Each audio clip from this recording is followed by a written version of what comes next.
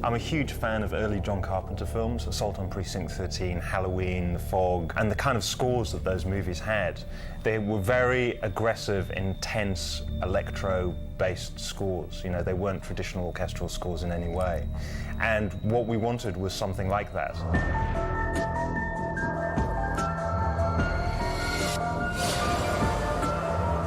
Kind of like early Carpenter, but for the 21st century. We definitely needed something very different to the usual just straight composer route. And that's why, you know, we came up with the idea of pairing Marco and Manson, because, you know, I felt they'd be very, very complementary if we could actually pull it off. And when we talked about it, everyone said, you're insane, it'll never work, you know, you'll never be able to get them. But, you know, I was a huge fan of Marco's because of the Scream movies and Mimic as well, which is a fantastic score. So I'm scared to death of horror movies. I think the first horror movie I've seen was Scream. But the thing it does lend itself to, scary movies and horror movies, it does lend itself really well to exploring different timbres, orchestral timbres, and 20th century music techniques, which, you know, I'm a big fan of. I think that's why this is sort of a genre thing that has worked out. Well, whenever I write music for my own albums, I've always got some sort of image or scene, or I'm often kind of making a concept of a record to begin with. So it was always a dream of mine to be able to compose music to an image, because I don't feel you can have one without the other. So I wanted to take what I do in rock music and translate that into scoring without writing rock songs. And I wanted to try and make this very much unlike my music that I normally do with my band, but still make it exciting. Prep for entry to the hive.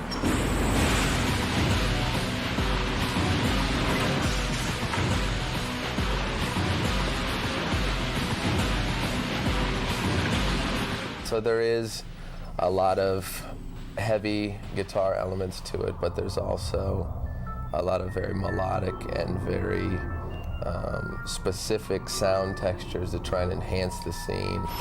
It's coming back!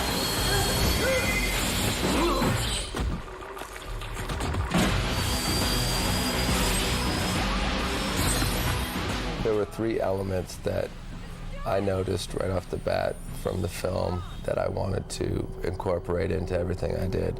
One was a bit of childishness related to Alice in Wonderland because of the Red Queen. One was a very extreme coldness and the biological feel. And the other one was a bit of a fascist military element with the commandos. I did create a theme for the Red Queen. So when they first introduce her, there's a very childish waltzing melody. Get out, you can't be in here. Don't listen to anything she says. She's a holographic representation of the Red Queen. You have to get out. Modeled after the head programmer's daughter. And then when she comes back later and starts telling them that they're basically fucked and here's why, it returns in a different, more menacing shape. The T-virus provides a massive jolt both to cellular growth and to those trace electrical impulses. But quite simply, it reanimates the body. And I'm a huge fan of children's music, and my inspiration for the main theme melody was based very much on just imagining sort of Alice in Wonderland inserted into this just terrible world of decay and biological warfare. It's a very modern feeling film. It's cut in a very extreme way and it's lit in a very extreme way. And for me, I mean, the best way I can describe it is very modern. It's very glacial. And it needed a kind of modern sound to go with it. I think the action scenes are probably the ones that are the most exciting.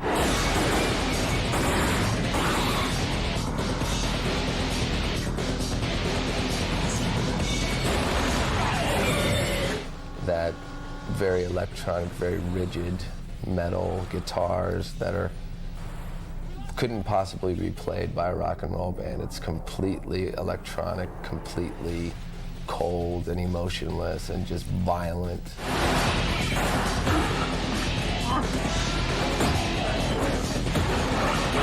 Because it's electronic, it gives the kind of grind and the relentlessness of what the zombies are. You know, they just keep coming and coming and coming. And this music just keeps going and going and going, and it doesn't change. From the first time I went over to his studio and saw it, what he was doing, the sounds that he was creating, I knew that he was approaching it from a scoring point of view rather than from a song point of view. I noticed when I would, go to his studio that he, writes out the sheet music traditionally. Mine are sort of like drawings and more descriptions and shapes. And, the notes are written down, D, E, F, and R. Sometimes make up my own notes, but I don't use the traditional way of doing that because I was never schooled to do that. Traditionally, I approach a film more from a melodic standpoint first and think of thematic material that'll go with it. When I went to Manson's, he was working on thematic material too, but stuff was texturally based and sonically based. When we first started working with Manson, it was almost like working with a sound designer rather than a composer, because the first thing he played me was like 10 noises, almost like a really fucked up ticking clock, and just strange sounds. And I go, I like that, I like that, I don't like that. And then he would go off and work those textural details into an actual track.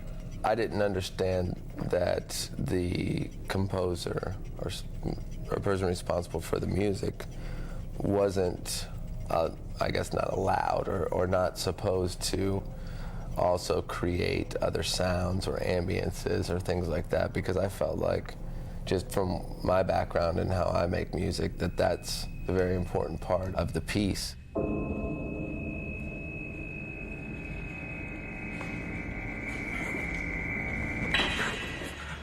Lynch is a good example of his films and the drones and things like that he uses quite often in, for Elephant Man or, Blue Velvet and things like that. Very, very essential to a movie and very essential to the way I work. For instance, if Mila's walking down an empty hallway, you want to play the ambience of that it is what it is and that it's scary, and it could either be a sound effect type of thing, or it could be a musical thing that borders on a sonic representation of that.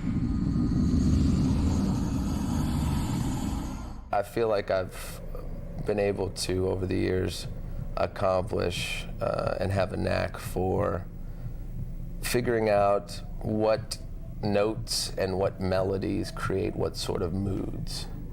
And I'm a big fan of also what frequencies do to people, much like when a dog hears a high frequency that we don't hear.